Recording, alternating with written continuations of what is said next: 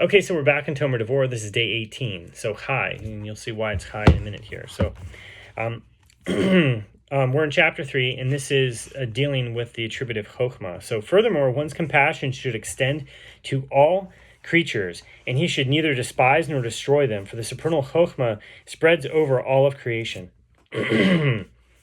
Innate objects, plants, animals, and humans. So an innate object would be like a rock. Dirt, right? Plants, animals, and humans. For this reason, we are warned by our sages against treating food disrespectfully.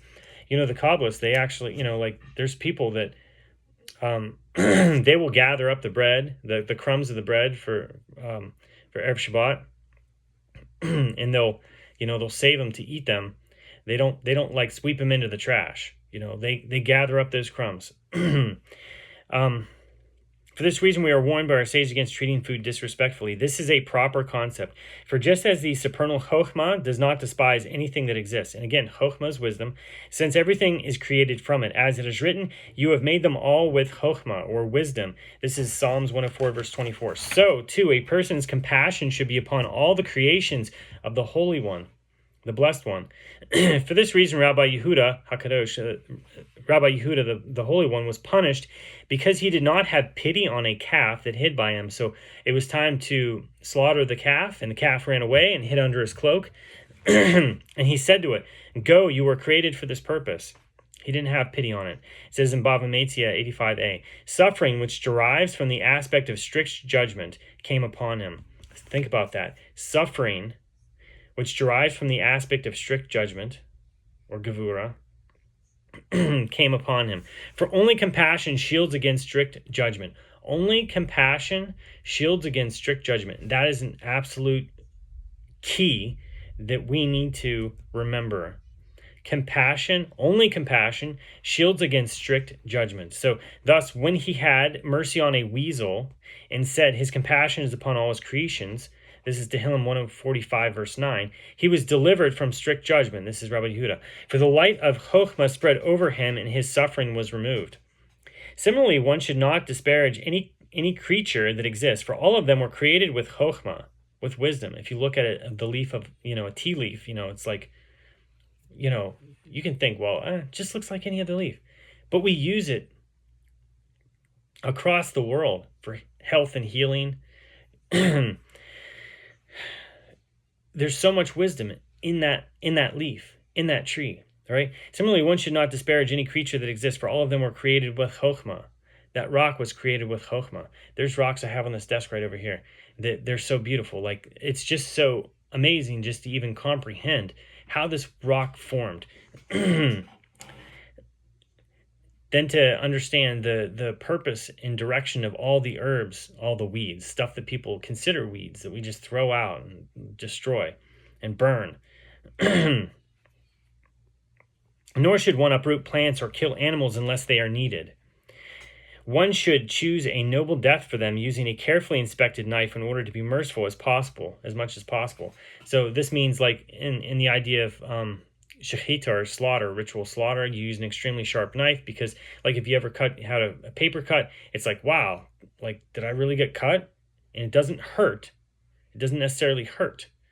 So this is why you cut the animal with an extremely sharp knife and not like a serrated knife or a knife with nicks in it. It has to be perfect. Okay, so this is the general principle.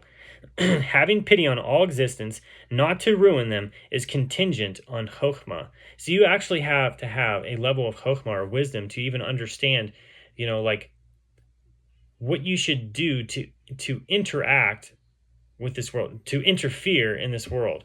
So, like, we have a prohibition of mixing certain types of seeds in the field of two different kinds, not species, but kinds of plants. And so in Judaism, that difference is, there's a couple different ways that the rabbis have determined how you know that there's a difference between something. Some go off of taste and stuff like that. But anyway, continuing. So except when elevating them to a higher level, from a plant to animal, or from animal to human, then it is permissible to uproot a plant or slaughter a live animal, causing damage in order to bring merit. So obviously when you eat a salad, it's going from plant to human, right? So, and this goes back to something I said in one of these previous days, where like there's this idea of God created light and dark, created the forces of good and the forces of evil, however we perceive these, and that darker side is working towards chaos, towards decay. Like if you just leave a building go, the building collapses over time. It just doesn't like become more beautiful, right? It takes human effort to build and construct, to maintain and build that world. And the same thing here. It takes a level of chochmah to understand when you're supposed to interfere in the world. But ultimately, our interference should be for the constructive purpose and not for the decay and destruction. So I hope that speaks to you, and you can get to a greater level of understanding of how you should interact with your world and how you should treat other people. I said this in the other lectures. This is what this is about, and this is what real Kabbalism is perfecting yourself so you can have a closer connection to Hashem and ultimately have that devekut and that potentially divine inspiration. You can only go so far on your own, and then after you get so far, it's a gift from Hashem. Holiness, divine inspiration, it's a gift from Hashem. So that's what the Kabbalist does, the real Kabbalist, not these burgers or whatever. It's not to do something to modify the world. It's actually to modify the world in a constructive purpose, but through getting closer to Hashem, emulating the ways of Hashem. This is what this entire book is about, is emulating the ways of Hashem. So I hope that you can do that. May you be sealed for a good year.